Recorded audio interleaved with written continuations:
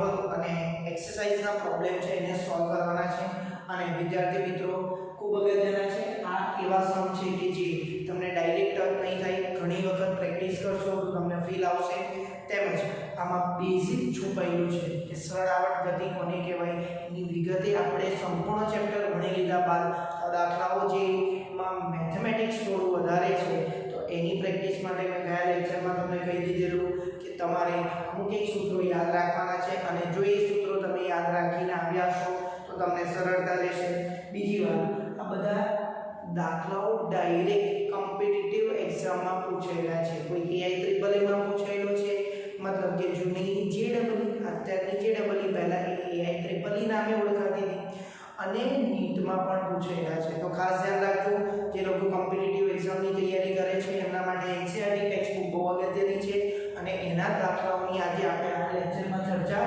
કરવાની છે તો એ ચર્ચા કરતા પહેલા આપણે થોડું રિકોલ કરી દઈએ બેઝિક કે આવર્ત વિધેય કયા હતા તો સાઇન અને કોસાઇન વિધેય એ આવર્ત વિધેય હતા બાકીના વિધેયોને આવર્ત વિધેય તરીકે રજૂ કરી શકાતા નથી અને આપણા સિલેબસમાં પણ સાઇન અને કોસાઇન વિધેય જ આવર્ત રીતે રજૂ કરેલા છે તેમજ સરળ આવર્ત ગતિ એટલે શું તો એ આવર્ત ગતિનો એકદમ સિમ્પલેસ્ટ ફોર્મ છે કે જેમાં પુનઃસ્થાપક બળ F -ax અથવા બળ એ સ્થાનાંતરના સમપ્રમાણમાં અને એની વિરુદ્ધ દિશામાં હોય છે આ હકીકતનો ઉપયોગ આપણે કરેલો છે તો વધુ એક સમજણ મેળવીને દાખલાની શરૂઆત કરીએ સરળ આવર્ત ગતિનો અર્થ શું કરી શકાય તો માત્ર એક જ હાર્મોનિક વિધેય વિદ્યાર્થી મિત્રો માત્ર એક જ હાર્મોનિક વિધેય ઘણી વખત તમને ગુંચવાડો કરવા માટે એક કરતાં વધુ હાર્મોનિક વિધેય આપ્યા હોય અને એને એકમાં ફેરવવા માટે આપણે ત્રિકોણમિતિનો ઉપયોગ કરવો પડે ફરી એક વખત બોલું છું કે સરળ આવર્ત ગતિ કોને કહેવાય એક જ હાર્મોનિક વિધેય જેમ કે સાઇન કે કોસાઇન સ્વરૂપે રજૂ થતી હોય એવી ગતિને સરળ આવર્ત ગતિ કહેવાય ફોર એક્ઝામ્પલ તમને યાદ છે y a sin ωt y a sin ωt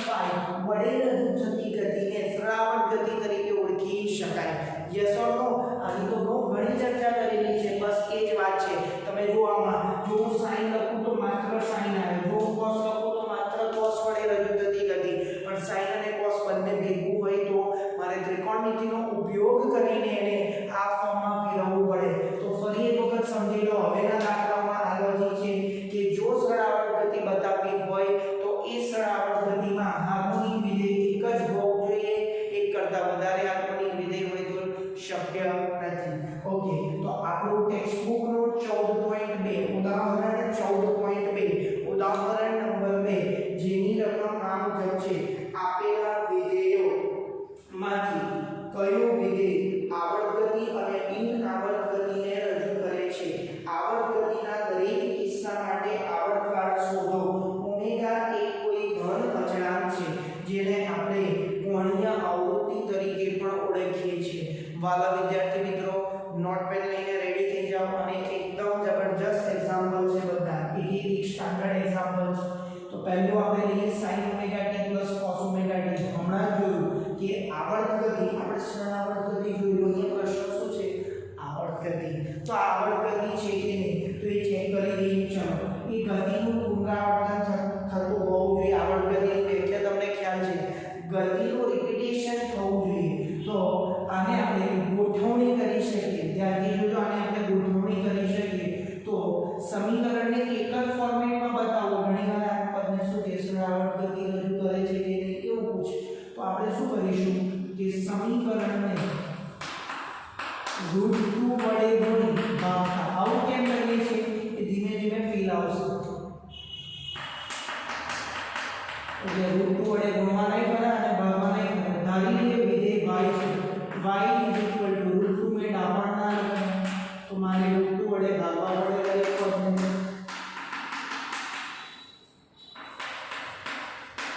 ચલો આટલું ક્લિયર કર્યું હશે આ √2 ને હું કોમન કાઢ લઉં તો જે હતું એને પદ થઈ ગયું યસ હતો યસ હવે જોજો ધ્યાનથી √2 એઝ ઇટ ઇઝ આ √2 ની કિંમત હું મૂકું છું cos 45 અને આવું શા માટે મૂકું છું એ પણ ધ્યાનમાં આવશે ડિગ્રીમાં ન લખવું હોય ને રેડિયનમાં લખવું હોય તો 5/4 લખાય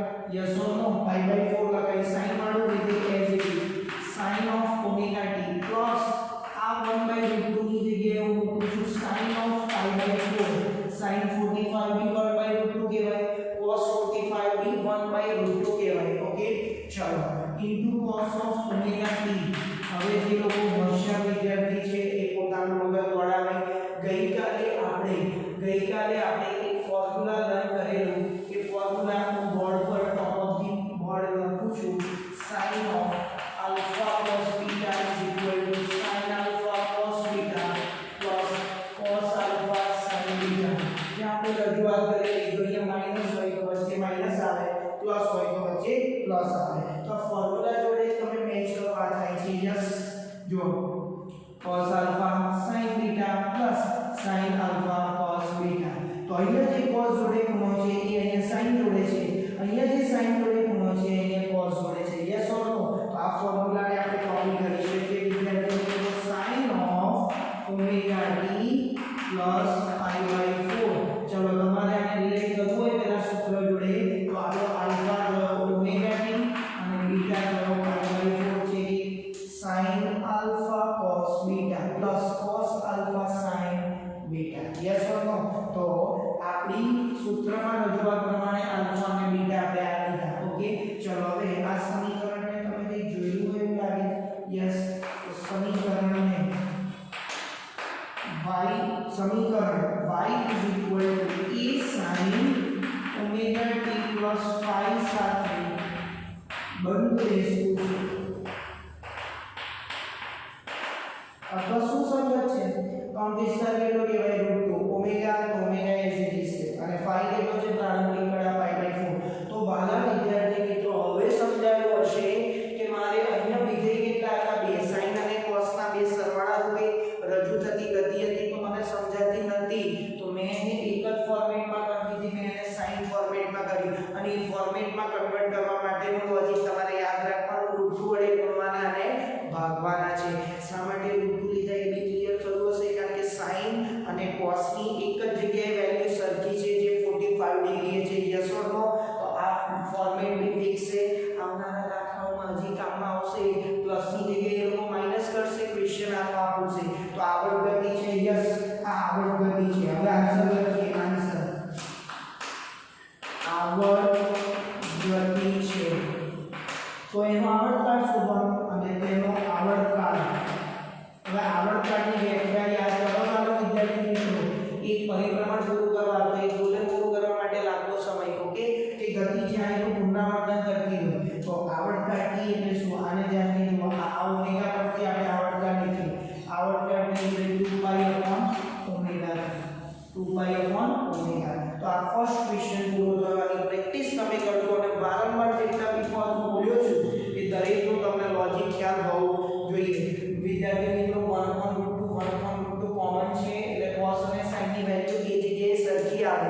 યસ ઓર નો? તો એ ધ્યાનમાં તમને હોવું જોઈએ. ચલો પીરિયોડિક ટાઈમ કેટલો આવ્યો? 2π/omega જેટલો કોમ્પિટિટિવમાં પૂછેલા છે. બેસ્ટ રીતે તમે ઘસી નાખો અને 5 10 15 20 વખત જેટલી વખત બાયોલોજીના સ્ટુડન્ટ આને કેલ્ક્યુલેટ કરશે એટલી વખત એમને વધારે મજા આવશે. મેથેમેટિક્સ માટે ઘણીવાર સૂત્રો બહુ અગત્યના ન હોય કારણ કે એમને આ સૂત્રનો ઉપયોગ એટલીસ્ટ 100 વાર તો કરેલો છે. બરાબર, એટલા દાખલા એ લોકોએ ગણેલા છે. બાયોલોજી વાળા વિદ્યાર્થી મિત્રો તમે 5 10 વાર દાખલો ગણી દો, તમને પણ સરળતાથી આવડી જશે. બીજો પ્રશ્ન છે, એમાં પેટા પ્રશ્નો પૂછેલા છે, 4 છે. તો સેકન્ડ ગભરાશો નહીં, સેકન્ડ દાખલો લાંબો નથી. sin omega t cos omega t sin 4 omega t. ધ્યાનથી તો દરેકની કોણીય આવૃત્તિ જુદી છે. Yes or no? ઓમેગા છે, 2 ઓમેગા છે, 3 4 ઓમેગા છે.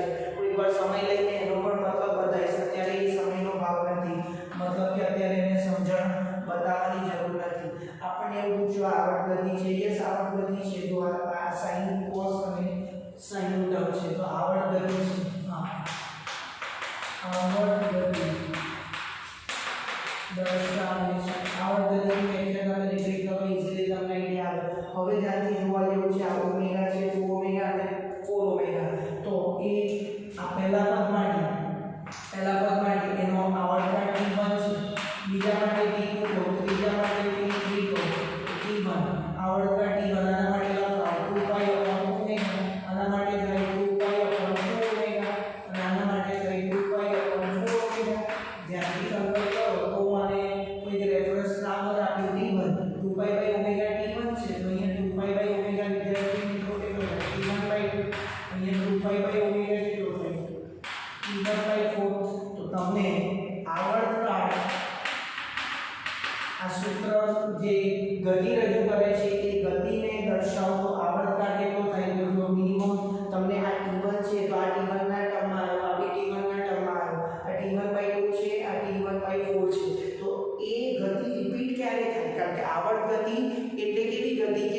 પોતાની ગતિનું કોઈ નિશ્ચિત સમયના અંતરાલે રિપીટેશન કરે તો એવરી ઇવન ટાઈમની રિપીટેશન કરે તેનો આવર્તકાળ 2π ઓમેગા નો આવર્તકાળ કેટલો થયો 2π ઓમેગા તો આ સેકન્ડ ક્વેશ્ચન નો આન્સર થયો બહુ સિમ્પલ છે ફરી એક વખત જોઈ લો અહીંયા 2 ઓમેગા છે એટલે મેં છેદમાં 2 લખ્યો 4 છે એટલે મેં છેદમાં 4 ઓમેગા લખ્યો હવે તમને સમજાયું હશે આ વિધેયની સાયકલ છે હિન્ટ આપી લો આ વિધેયની સાયકલ sin ઓમેગા t તમને રજૂ કરતા આવડે યસ તો sin ઓમેગા t તમને રજૂ કરતા આવડે છે આ sin વિધેય ચલો વિદ્યાર્થી મિત્રો થઈ ગયું sin ઓમેગા t હવે જો આ sin 4 ઓમેગા t તમારે દર્શાવવું હોય તો આનો આવર્તકાળ t1 છે આનો કેટલો થયો t1/4 એટલે આની એક સાયકલ પૂર્ણ કરવા માટે t1 કેટલો ટાઈમ લાગે જ્યારે આની એક સાયકલ પૂર્ણ કરવા માટે કેટલો થશે t1/4 એટલે આની સાયકલ અહીંયા પૂરી થઈ જ્યારે આટલા t1/4 માં આ sin 4 ઓમેગા t ની સાયકલ પૂરી થશે તો આ એની એકદમ બેઝિક આઈડિયા છે બરાબર ચલો આપણે શું શોધવાનું હતું એ ટાર્ગેટ કરી આવર્ત છે યસ છે અને એનો આવર્તકાળ આપણે શોધી લાયા 2π ઓમેગા નેક્સ્ટ ક્વેશ્ચન જોઈએ e ઓમેગા t વિદ્યાર્થી મિત્રો આપણે તમે સમજી રહ્યા છો પહેલા લેક્ચરથી બોલતો આવ્યો છું કે આવર્ત વિધેય પ્લસ સમાધિ વિધેય એને જ કહેવાય જેમાં sin કે cosine ટર્મ આવે આ તો ચરઘાતાંકીય પદ છે યાદ કરો આપણે ચરઘાતાંકીય રીતે થતો ઘટાડો a of t a e raised to minus bt/2m એટલે અવમંદિત દોલનોના કિસ્સામાં રેખીય ચરઘાતાંકીય રીતે ઘટાડો થતો તો આ માઈનસ વાળો પદ શું બતાવે તો અહીં આપેલું પદ ચરઘાતાંકીય હોવાથી ચરઘાતાંકીય ઘટાડો દર્શાવે બરાબર માઈનસ છે એટલે હોવાથી તે આવર્ત ગતિ ને રજૂ કરતું નથી હવે આવર્ત ગતિને રજૂ કરે તેનો આવર્તકાળ હોય નહીં ગતિ રિપીટ જ ના થાય બરાબર તો આ આવર્ત ગતિને રજૂ કરતી નથી એટલે કેવી ગતિ છે બિન આવર્ત ગતિ કેવી છે બિન આવર્ત ગતિ સેમ લોજિક ચોથામાં પણ આપેલ પદ આવર્ત ગતિને કારણ કે લોગેરિધમિક પદ છે તો આપેલ પદ આવર્ત ગતિને રજૂ કરતું નથી અલ્ટિમેટલી એક યાદ રાખો વિદ્યાર્થી મિત્રો e ની પ્લસ ઘાત હોય કે log ની બાજુમાં ગમે તે આપ્યું હોય e અને log વાળા પદ એ આવર્ત ગતિને રજૂ કરતા નથી તો આ બંને આવર્ત ગતિ અને બિન આવર્ત ગતિ તો આપણને ચાર ક્વેશ્ચનમાંથી બે આવર્ત ગતિ હતી એમના પિરિયોડિકતા એટલે આવર્તકાળ શોધ્યા અને બાકીની બે આવર્ત ગતિને રજૂ કરતી નથી તો આ ટાઈપના તમે ઉદાહરણ 14.3 ત્રીજા નંબરનું ઉદાહરણ છે એની રકમ બોર્ડ પર લખેલી છે કે બે વિધેય આપેલા છે એ સરળ આવર્ત ગતિ બે આવર્ત પણ સરળ આવર્ત ન હોય તેવી ગતિ રજૂ કરે છે દરેક કિસ્સા માટે આવર્તકાળ માપો આવર્તકાળ શોધવાનો કીધો છે તો આપણે ચેક કરવાનું છે કે આપેલી ગતિ આવર્ત ગતિ છે કે સરળ આવર્ત ગતિ છે એ ચેક કરવાનું છે જો ધ્યાનથી જો અહીંયા માઈનસ છે જ્યારે અગાઉનો એક દાખલો આપણે પહેલો ભણ્યા એમાં પ્લસ છે આખી ઉદાહરણ 14.2 ના પ્રશ્ન નંબર 1 જેવી છે તો ડાયરેક્ટલી આપણે ફટાફટ એ સ્ટેપને ફોલો કરીએ સમીકરણને √2 વડે ભાગતા તો વિધેયનું y તરીકે રજૂ કરો y અક્ષ પર થતી સરળ આવર્ત ગતિ માટે y લઈ શકાય y √2 into bracket 1/√2 sin omega t minus 1/√2 cos omega t લખી શકાય ત્યાં પ્લસ હતો અહીંયા માઈનસ છે માત્ર આનું આ સૂત્ર ફરી વાપરવાનું છે પણ જો sin આલ્ફા માઈનસ બીટા બોલું તો શું થાય sin alpha cos beta minus cos alpha sin beta આનો મતલબ એ થયો હું પહેલા અહીંયા ધન વાપરું છું તો અહીંયા ધન આવશે હું અહીંયા ઋણ નિશાની વાપરું છું તો અહીંયા શું આવશે ઋણ તો માત્ર અહીંયા ફરક એટલો છે સૂત્રનો ફરક છે ધનની જગ્યાએ વચ્ચે ઋણ નિશાની છે તો સૂત્રમાં પણ આપણે ઋણ નિશાની લગાવવી પડશે તો √2 વડે કેમ ગુણી ભાગીએ ક્લિયર થયું હશે બે પદમાંથી એક પદમાં રજૂઆત કરવી જોઈએ a sin omega t plus or a sin omega t plus or minus 5 એવું કંઈક જવાબ મળવો જોઈએ તો લાઈન લખો √2 as it is આને કહેવાય cos 4 cos 5/4 sin omega t minus આને કહેવાય sin 5/4 into cos of omega t થઈ ગયું sin જોડે જે ખૂણો છે એ અહીંયા cos જોડે છે અહીંયા જે sin જોડે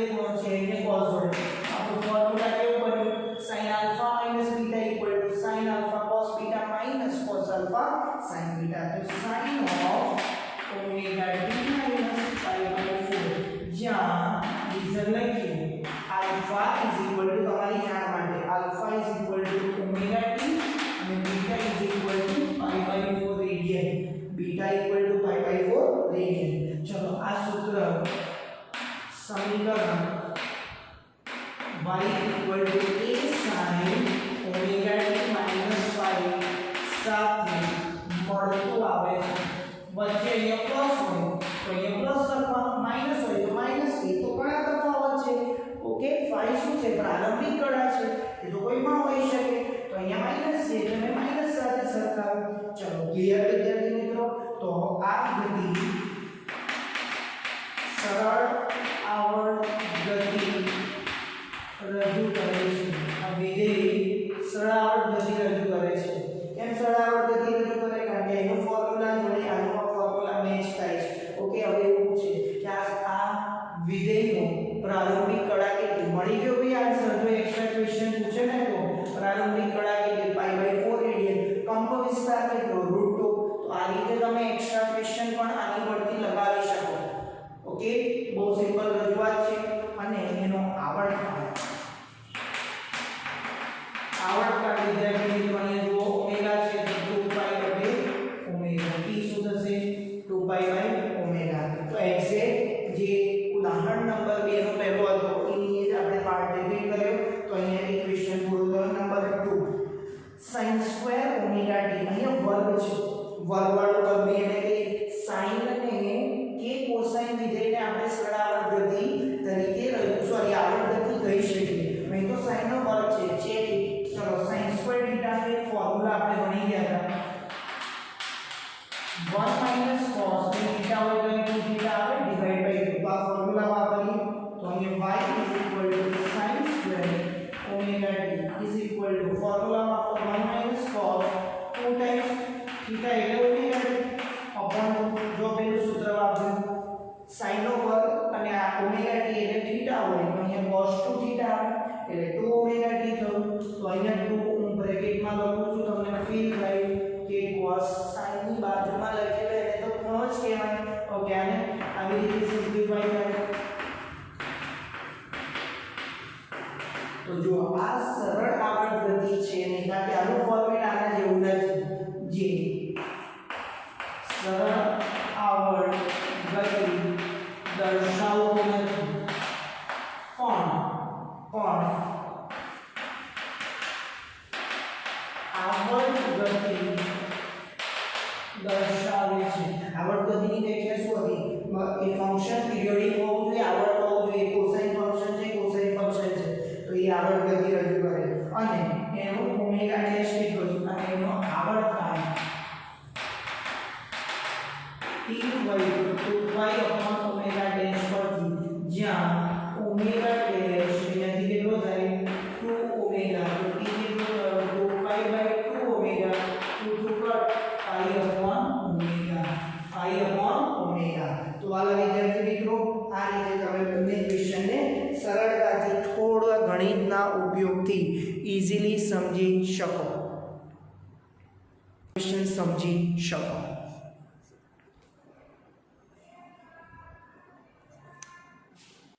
સ્વાધ્યાયનો ચોથા નંબરનો દાખલો જેનો ડેટા આ પ્રમાણે છે. નીચેના સમયના વિધેયોમાંથી કયા સરળ આવર્ત ગતિ 2 આવર્ત પણ સરળ આવર્ત ન હોય c બિન આવર્ત ગતિ દર્શાવે છે. આવર્ત ગતિના દરેક કિસ્સામાં આવર્તકાળ શોધો અને કોઈ ધન અચળાંક ઓમેગા માટે આપણને અલગ અલગ ફોર્મ્યુલા આપેલા છે. 6 વિધેયો આપેલા છે. 6 વિધેયો. વિદ્યાર્થી મિત્રો ઉદાહરણ 2 જેવું ભણ્યું એવું ઉદાહરણ 3 હતું એવું જ આ સ્વાધ્યાયનો ચોથો દાખલો છે. પહેલો ભાગ તો રિપીટ થયો કે sin omega t minus cos omega t. હમણાં જ આપણે ઉદાહરણ 3 માં પહેલા ક્વેશ્ચનનો આન્સર જોયો કે આ સરળ આવર્ત ગતિ રજૂ કરે છે અને એનો આવર્તકાળ t 2π/ω. વિદ્યાર્થી મિત્રો મેં રિપીટ નહીં કર્યું પણ તમારે રિપીટ કરવું પડશે કારણ કે તમારે પ્રેક્ટિસની જરૂર છે. તો તમે અહીંયા એક ક્વેશ્ચન ફરી પાછો કોપી કરી શકો છો. નેક્સ્ટ ક્વેશ્ચન જોઈએ બીજું sin ક્યુબ ઓમેગા t. સારું ઘન આવ્યું ગઈકાલે વર્ગનું સૂત્ર લખાયેલું. હા ઘન આવતો હોય એનું પણ સૂત્ર લખાયેલું. ચલો sin of 3 થીટા નું સૂત્ર વાપરીએ 3 sin theta minus 4 sin cube theta.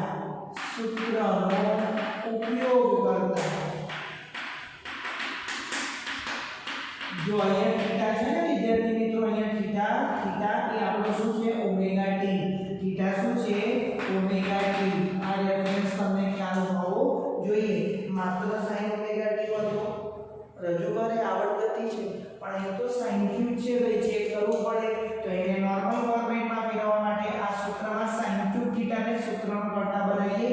જો આ સૂત્ર હમણાં પકડીએ છે અને થીટા શું મૂકીએ છીએ ઓમેગા ટી થીટા બરાબર ઓમેગા ટી મૂકીએ છીએ તો 4 sin ક્યુબ અને હમણાં હું થીટાના પદમાં લખું છું પછી છેલ્લે ઓમેગા ટી મૂકી આને હું ડાબી બાજુ કરી દઉં તો 3 sin થીટા આ પ્લસ વાળું આમાં આવી ગયો માઈનસ વાળું પદ પ્લસ થઈ ગયું આ પ્લસ વાળું પદ માઈનસ થશે sin યસ ઓર નો ચલો sin cube theta equal to 1/4 3 sin theta minus sin of 3 theta ચલો હવે હું થીટાની કિંમત કેટલી લઈશ ઓમેગા ટી થીટા બરાબર omega T sin cube omega T equal to 1/4 3 sin omega T minus sin 3 omega T okay ચલો સરળ આવર્ત ગતિ નથી આ વિધેય સરળ આવર્ત ગતિને રજૂ કરતું નથી પણ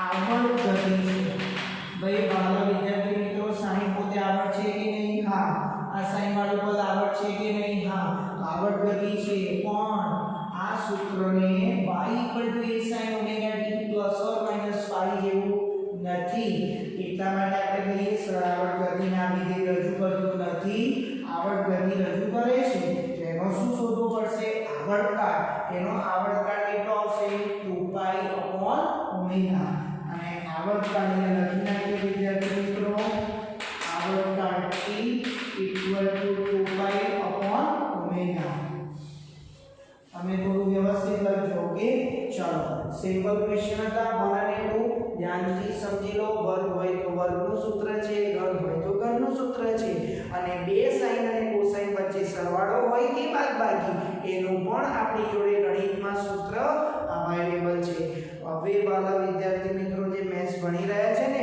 એમને ત્રિકોણમિતિનો લાઈવ ઉપયોગ ખબર પડી હશે કે શા માટે મેથેમેટિક્સ ડેવલપ કરવામાં આવ્યું તો મોટાભાગનું જે ગણિત છે એ ફિઝિક્સ માટે ડેવલપ કરવામાં આવેલું છે ઓકે ધીમે ધીમે તમે હજી એની ઉપયોગિતા ફિઝિક્સમાં ભણશો આગળ જશો તો કોલેજ લેવલે એન્જિનિયરિંગ કે બીએસસી એમએસસી લેવલે તમે ફિઝિક્સ ક્વોન્ટમ ફિઝિક્સને સમજવાનો પ્રયત્ન કરશો ત્યારે પણ તમને ગણિતનો ઉપયોગ બહોળા પ્રમાણમાં જોવા મળશે ચાલો નેક્સ્ટ આપણો ત્રીજો પ્રશ્ન 3 cos π/4 - 2 ઓમેગા t આ વિધેય સરળ આવર્ત ગતિને રજૂ કરે છે yes definitely a cos omega t ± π છે તો આને થોડું મોડિફાઈ કરીએ તો લખીએ y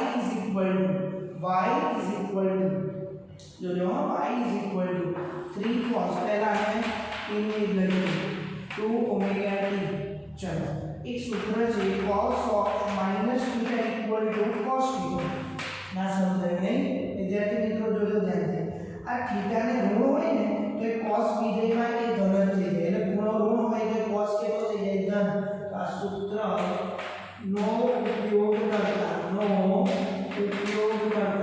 બતાવું આપણું મેઇન ફોર્મેટ શું છે ઓમેગા t ± π પહેલા ઓમેગા t હોવું જોઈએ તો હું આ ઓમેગા t ને પહેલા લખું π/4 ને પછી લખું તો શું થશે સિમ્પલ ફોર્મેટ થઈ ગયું યસ ઓર નો તો આમાંથી હું માઈનસ સાઇન કોમન કાઢું છું જોજો તો આ સમીકરણમાં માઈનસ સાઇન કોમન કાઢ્યું તો 3 cos માઈનસ કોમન કાઢ્યું હવે શું વધ્યું આ પદ ધન થયું 2 ઓમેગા t માઈનસ ઓછા વત્તા લખી શકાય કે નહીં લખી શકાય હવે વિચારો cos માઈનસ થીટા તો એને શું લખાય cos થીટા તો આ ડાયરેક્ટ આ માઈનસ સાઇન થઈ જતી રહેશે નીકળી જશે આ સૂત્ર પરથી તો y = શું લખી શકાય 3 cos 2 omega t + 2 omega t π/4 yes or no ફરી એક વખત જોઈ લો આ સ્ટેપમાં શું કર્યું cos વિધેયમાં જો ઋણ હોય તો જવાબ ધન આવે તો આપણે આ પદને ઇન્ટરચેન્જ કર્યા તો માઈનસ સાઇન કોમન નીકળી પણ માઈનસ સાઇન શું બતાવે છે cos of -θ = cos θ તો આ સૂત્ર ડાયરેક્ટ થઈ ગયું cos of 2 ઓમેગા t - π/4 હવે તમને પૂછે તો સરળતાથી તમે જવાબ આપી શકો યસ જે y = a cos હોય તો cos લખવાનું sin હોય તો sin લખવાનું ઓમેગા t -π ને મળતું આવે છે આ વિધેય સરળ આવર્ત ગતિ દર્શાવે છે. વિધેય સરળાવર્ત ગતિ દર્શાવે છે. ઓકે, આ વિધેય કેવું છે? સરળાવર્ત ગતિ દર્શાવે. ચલો એનો આવર્તકાળ કેટલો? વાલા વિદ્યાર્થી મિત્રો, આવર્તકાળ ભૂલી ગયા કે બરાબર 2π/ઓમેગા ડેશ. ઓમેગા ડેશ જોઈ લો અહીંયા. આપણું ફોર્મ્યુલા હતું ઓમેગા ડેશ નું બોલો કેટલા છે? 2 ઓમેગા. તો 2 કેન્સલ કેટલા આયા? π/ઓમેગા. π/ઓમેગા. વાલા વિદ્યાર્થી મિત્રો, ફરી એકવાર યાદ કરાવી દઉં. જો તમે આને સ્કીપ કરશો, જો તમે આ બધા ટોપિકને પ્રોપર તૈયાર નહીં કરો, ધોરણ 12 માં વિદ્યુત ચુંબકીય પ્રેરણ, અલ્ટરનેટિંગ કરંટ અને આના પછીનું ચેપ્ટર તરંગો, ત્યારબાદ ચોથું એક પ્રકરણ છે જે તરંગ પ્રકાશશાસ્ત્ર. આવા 4 ઉપયોગી ચેપ્ટરમાં આ પ્રકારના આવર્તકાળના સૂત્રો વારંવાર વાપરવામાં આવે છે. આ મેઇન બે ચેપ્ટર કીધા, બીજા અમુક એક ચેપ્ટરમાં પણ આનો ઉપયોગ છે. એટલે અત્યારે તમે આને પ્રોપર પ્રેક્ટિસ કરજો, બધા સૂત્રો તમારે મગજમાં એકદમ ફિટ થઈ જશે, જબરદસ્ત રેડી થઈ જશે, ફરી વાંચવા પણ નહીં પડે જો પ્રોપર પ્રેક્ટિસ કરશો તો. ચલો ચોથો ક્વેશ્ચન જોઈ લો. એવો લાગે છે આ એક પદનું આવર્તકાળ, બીજાનો ત્રીજામાં આવર્ત ગતિ રજૂ કરે છે પણ સરળ આવર્ત ગતિ નથી. તો વિધેય આવર્ત ગતિ ને રજૂ કરે છે, સરળ આવર્ત ગતિ. વિધેય સરળ આવર્ત ગતિ રજૂ કરતું નથી. તો ચલો આવર્તકાળ પહેલા પદ cos ઓમેગા t નો આવર્તકાળ t1, cos 3 ઓમેગા t નો આવર્તકાળ અને cos 5 ઓમેગા t નો આવર્તકાળ t2 અને t3 હોય તો સિંગલ જોઈએ તો સિંગલ cos બોલો તો એ છે સરળ આવર્ત ગતિ. સિંગલ cos વાળો પદ બોલો સરળ આવર્ત ગતિ. ત્રણેયનું કોમ્બિનેશન સરળ આવર્ત ગતિ રજૂ કરતું નથી. ચલો t1 2π/ઓમેગા, t2 3 ઓમેગા છે તો 2π/3 ઓમેગા અને t3 2π/5 ઓમેગા. હમણાં જ આપણે સમજેલું હો, ધ્યાનથી જોજો. તો આને t1 કીધું તો આ શું થશે? t1/3 આ શું થયું? t1/5. એટલે સહગુણક ભાઈ એમ થઈ જવાનું. તો જો આનો સહગુણક કેટલો? ઓમેગા t નો 3 તો ભાગ્યા 3. ઓમેગા t નો સહગુણક 5 તો ભાગ્યા 5. તો t1/3 t1/5 અને t1. તો આ દરેક પદનો આવર્તકાળ છે. તો સમગ્ર વિધેયનો આવર્તકાળ કેટલો છે? વિધેયનો આવર્તકાળ એ મિનિમમ t જેટલો હોય એટલે t1 એટલે 2π/ઓમેગા જેટલો. 2π/ઓમેગા જેટલો. ક્લિયર? ચાલો તો વિદ્યાર્થી મિત્રો, એક જ રજૂઆત છે, એક જ દાખલો વ્યવસ્થિત ગણવાનો છે. સૂત્રની પ્રેક્ટિસ કરો એટલે ઈઝીલી આવડી જાય અને પૂછાય તો રોકડા 4 માર્ક્સ આવે. ચલો એક્સપોનેન્શિયલ -ઓમેગા² વંચાઈશું. એક્સપોનેન્શિયલ કઈ વાત કરેલી છે આની? a of t a e−pt/2m ચર ઘાતાંકીય રીતે થતો ઘટાડો. શેમાં? કંપ વિસ્તારમાં અવમંદિત દોલનના કિસ્સામાં. તો એક્સપોનેન્શિયલ આઉટ ટેક્સ્ટબુકમાં લખ્યું છે ને તમે આવી રીતે પણ લખી શકો. એક્સપોનેન્શિયલ લખો તો ગુણાકારમાં લખવાનું, e ની ઘાતમાં લખો તો e ની ઘાત રૂપે લખો તો આ રીતે લખવાનું. ઓકે, ચલો અહીંયા શું છે? ગુણાકાર. પણ અહીંયા ગુણાકાર લખ્યો નથી. આ તો ભાઈ b ના આવર્ત ગતિ. b જેમ કે હમણાં ઉદાહરણમાં આપણે ચર્ચા કરી ગયા, એક્સપોનેન્શિયલ ચરઘાતાંકીય વિધેય કે લોગેરિથમિક વિધેય એ સરળ આવર્ત ગતિને રજૂ કરતા નથી. હવે આ જોઈએ 1 + omega t + omega square t². Omega આવે એટલે કે સરળ આવર્ત ગતિ ન હોય કે આવર્ત ન હોય. સાઈન વિધેય છે ના, કોસાઇન વિધેય છે ના, બરાબર. તો આ ગતિ પણ કેવી છે? બિન આવર્ત ગતિ. બિન આવર્ત ગતિ હોય તો લોગેરિથમિક ટાઈમ હોય નહીં. બિન આવર્ત ગતિ ને રજૂ કરે છે. આ વિધેય બિન આવર્ત ગતિને રજૂ કરે છે. તો વાલા વિદ્યાર્થી મિત્રો, આજના લેક્ચરમાં આપણે શીખ્યા આપેલ સૂત્ર આવર્ત ગતિ રજૂ કરે છે, સરળ આવર્ત ગતિ રજૂ કરે છે કે બિન આવર્ત ગતિ રજૂ કરે છે, એના આધારે NCERT ના 3 દાખલા. Thank you. આની પ્રેક્ટિસ જબરદસ્ત કરજો જેથી કરીને તમને સૂત્રો પણ આવડી જાય અને સૂત્રો નેક્સ્ટ ચેપ્ટરમાં પણ આવવાના છે ત્યારે પણ તમને યાદ રહે.